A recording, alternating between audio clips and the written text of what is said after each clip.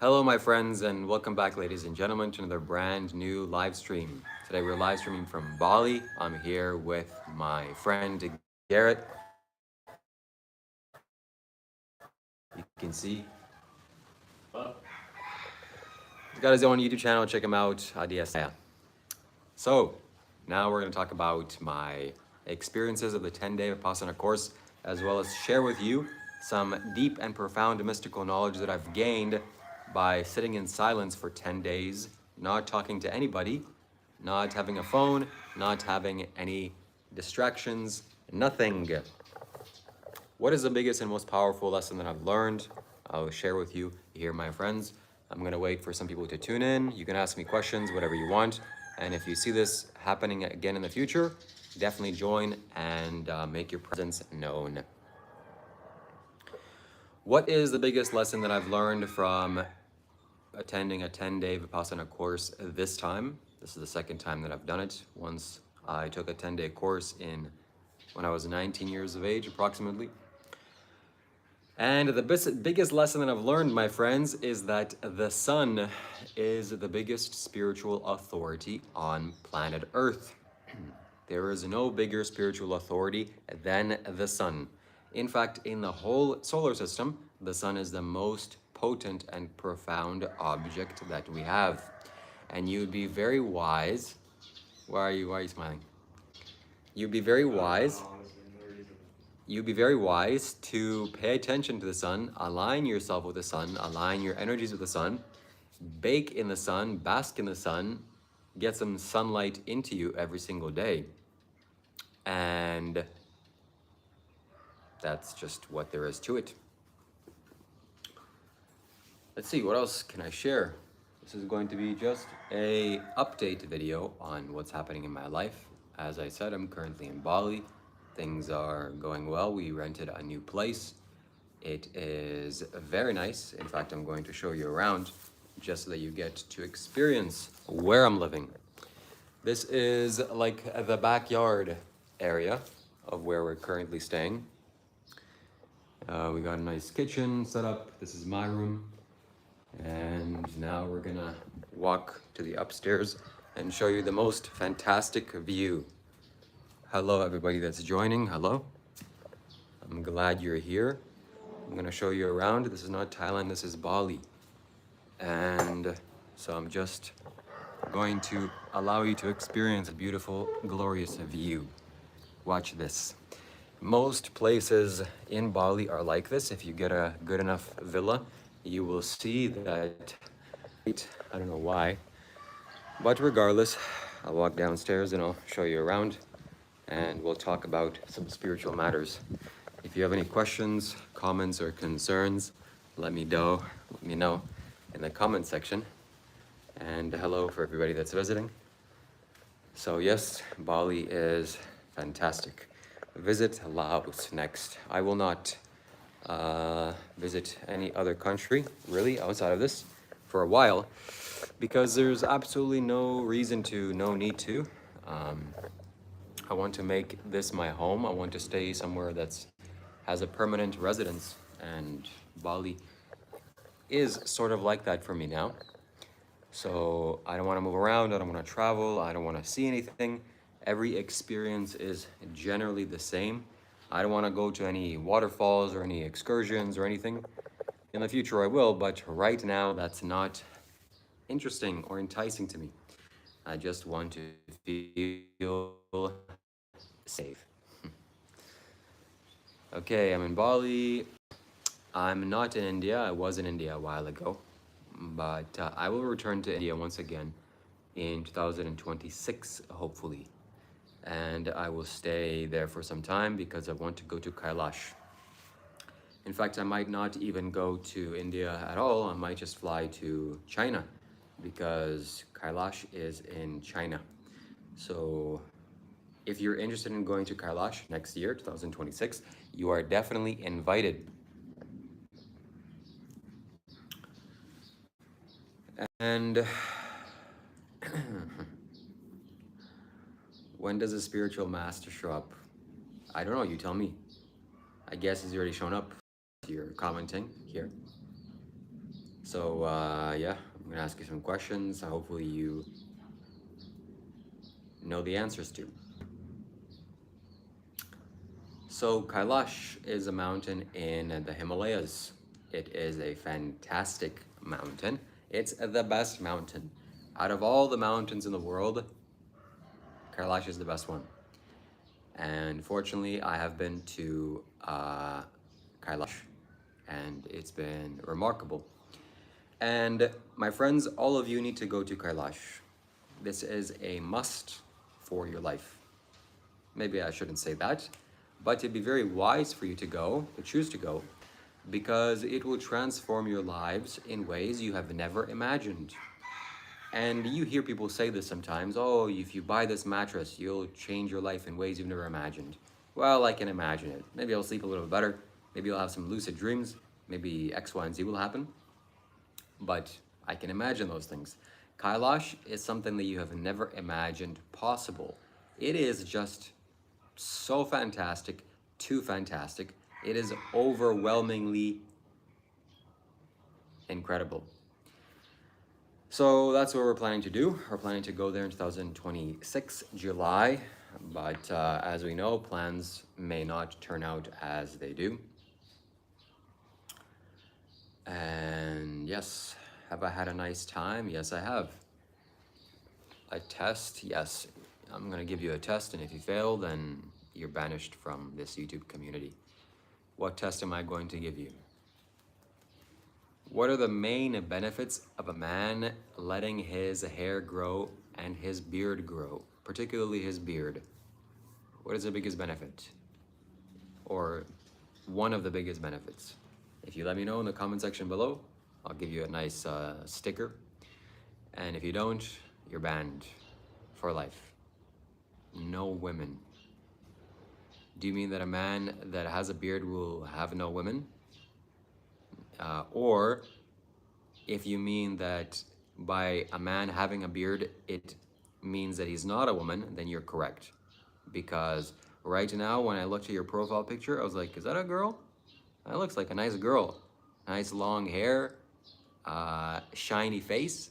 And then I read your name, and I was thoroughly disappointed. Peter. Either you're a nice transformer, or you're just a man that hasn't embraced his testosterone. Yeah, I think it's the latter. Raja says, because you are being natural rather than appraising to approve of others. That is correct. That is correct. 100%. I couldn't have said it any other way. See, if you're living in this society, if you're a man, you're walking around shaving your face every couple of minutes or days or whatever, you're doing it for social reasons. Don't pretend like you're doing it for your own self. You're not. You're hurting yourself every time, and you can't see it. You're too blind to see what you're doing. So this is a time for men to just get back to their own masculine nature and essence. What are you doing, man? What are you doing? Doris says, protection from the sun. When I was sitting in my 10-day Vipassana course, I was realizing that the sun is the biggest spiritual authority there is on earth. And I have to become in alignment with the sun. Meaning, I have to wake up with the sun, I have to stare at the sun, I have to let my skin be touched by the sun, I have to give my thanks to the sun, I have to submit to the sun, I have to do various other things for the sun, worship the sun. And also in my 10-day Vipassana course, I realized that the sun is not necessarily a masculine force, a male force. In fact, it appeared to me as a female or as a woman. The sun is a feminine being or deity, a woman, woman's nature. Whether you think that's true or not true, I have no idea what's true or not true, but that's what my perception showed me. And that was a very nice feeling, because every time I tried to connect with the sun as a masculine force, it didn't work and it felt uncomfortable.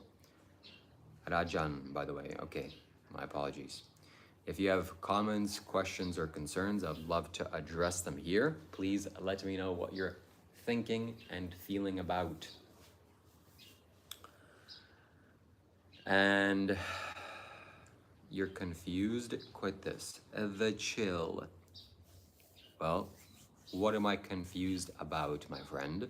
Because I would argue that you are more confused than me. So the sun is the largest physical presence in our solar system. It's larger than the Earth, of course, and even of the sun, and is the largest mass in the solar system, I believe. No other planet is larger than the sun. And that is what makes it such a big authority. Am I happy? The answer is yes, I am happy. Rajan asks, do you feel like being around others, spiritual people, etc. in Bali helps you?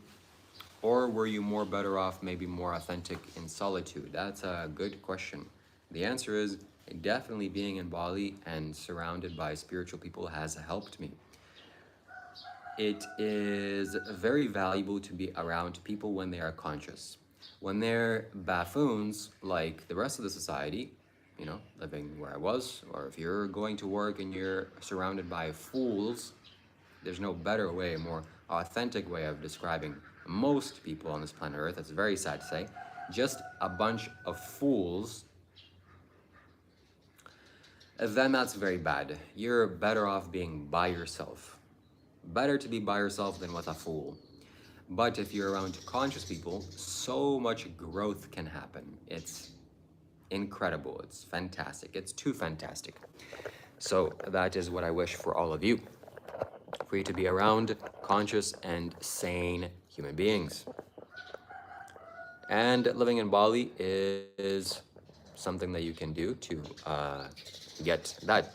And it's not all easy, it's not all fun and games, because conscious people will test you, conscious people will force you to grow, and lots of things will come out from that. But that's just what you're going to have to accept when you are living around conscious human beings. Dear death, the short answer is no, the long answer is yes. Everybody fears death in an essence. Maybe if you've gone deep in your meditation, you've fully transcended the body, then death is not really a big issue for you because you know what's on the other side. If I say to you, go cross this barrier between my backyard and my door and go into my house, and if you didn't know what was on the other side, then you'll be afraid. So I don't exactly know what's on the other side, but I know for a fact I will die. So in that sense, I don't have any more fear of death. But because when I walk on the street and I see a car driving by, I'm very protective of my body. And fear is a natural response to protect this physical casing from dying. So never underestimate the power of fear. You need fear. We all need fear. Somebody says, yes. Yep. Alak Niranjan, that is correct. Bro, have you read Upanishads? No, I have not. I have not read any scriptures, yet I have read the energy frequencies of some of the things that have been created on this planet Earth, including the Adiyogi Linga in South India, Coimbatore, Isha Yoga Center, Sadhguru's ashram. I have read that, I've studied that extensively in the last 2 weeks, we can say. And that holds all of the Upanishads, that holds all of the scriptures and everything and anything you could possibly imagine that has ever been written and has not been written. So that's a much wiser and saner way of doing it than reading books, at least to me, right now in my current state of life. Jai Shri Mahakal, yes. Thank you very much. Yes, thank you. That's fair. I left my career path after having a glimpse of awakening, but spent most of my time in solitude, but feel like I've reached a barrier, stuck in limbo. Yeah, my Wi-Fi seems to be cutting out every 5 seconds for some interesting reason. That's apologizing for that. Not every 5 minutes or so. So stay tuned. Yeah, chant some mantras and get yourself out of the rut. Do you watch Sadhguru's conversation with Harley Gamer GG, Dr. K? No, I haven't. Maybe send it to me on Discord and I'll give it a look. The ego guru has been re-emerged once again. Praise Shiva. Thank you very much, Kristen McLaren. Yes, the ego guru. Man, I was thinking about that in my 10 days of silence when I was meditating. That this is a good description for who I am. Everybody needs some kind of a thing or a shtick. Osho had, he's the Rolls Royce guru or the orgy guru. Sadhguru is something else. I am the ego guru because I love the ego and I love my ego. It's very precious to me and I will hold it on until the very last breath. Don't touch my ego. Read the Osho Upanishads. Okay, maybe I will. By the way, my friends, Sadhguru, not Sadhguru, Shiva gave us 112 methods of attaining spiritual enlightenment and liberation. And if you Google Shiva's 112 ways, we can find out what that is. And one of those 12 ways is to sit on your ass with your hands and feet above your ass. I will demonstrate.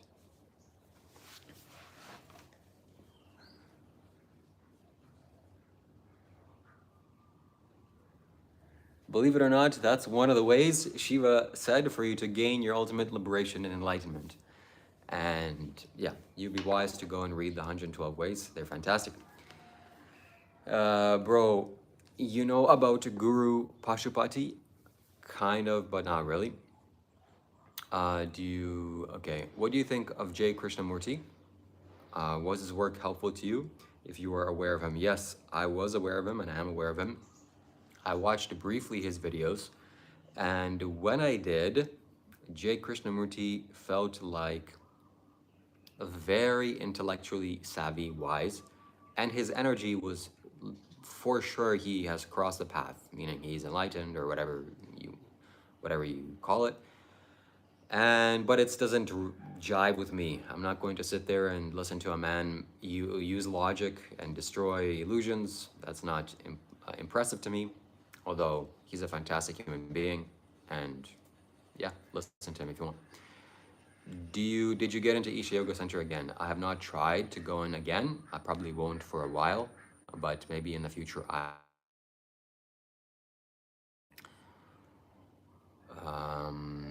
you'd be wise to quit. I would be wise to quit what, dumbass? What do you want me to quit? You think it's a good thing for you as a human being to walk around when people are doing something and telling them to quit? Hey, you know this activity that you're doing? You should probably quit. Why? Because you want to encourage others to quit? For what reason? Are they doing something bad? If they're doing something bad to themselves or to others, then maybe you should encourage them to quit.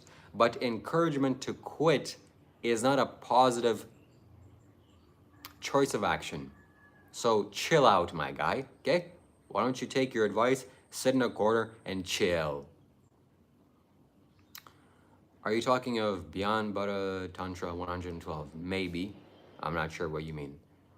Have you been to the center of the states, Tennessee? No, I have not, but I plan to visit there at some point in my life. Fair, thank you for taking the time to respond. Also, hopefully one of the day, yes, Miriam has sent me a message. Miriam, okay, Christian, if you're watching this, Miriam is back in the field. There is milk to be had. And she messaged me on Instagram. She messaged me a while ago saying some very inappropriate things, but this time she messaged me and asked me, hey, can you delete my videos again? Because I have 1 or 2 videos of her. And she gave me a long explanation why I should do that. So she can get on a bike and drive away, if you know what that means. Fair, thank you for taking the talk. Yeah, thank you. We got Adi Asaya in the building. You go subscribe to his channel. He's my friend. What is the daytime there? It is 12:30 noon. Sadhguru is avatar of Vishnu, and Agori told me, but who knows? I mean, every wise saint and sage is an avatar of something. You kind of grow into that naturally, and we all are the divine. Is Miriam still teaching? No, she's not. She's planning to quit entirely. I got slipped disc during Bhavaspandana, not healing since 5 years. What to do? Oh, shit. Slipped disc during... I don't know what you... Maybe you can expand on that. What happened? You were doing Bhavaspandana and a disc slipped. That's not good. But I don't really have any advice for that except to... I don't want to say it here. You gotta learn yoga. I mean, but what else are you gonna tell you? You got Navapashana. You know what Navapashana means? That's what I was trying to tell you, or that I didn't want to say. That's a nice way of saying it. You gotta consume things that are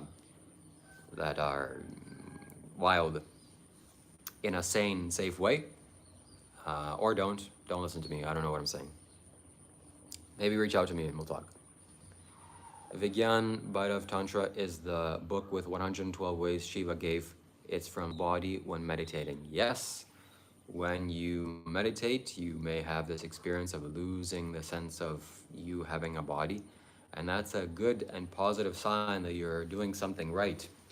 And ideally what you should have is some Rudraksha on you.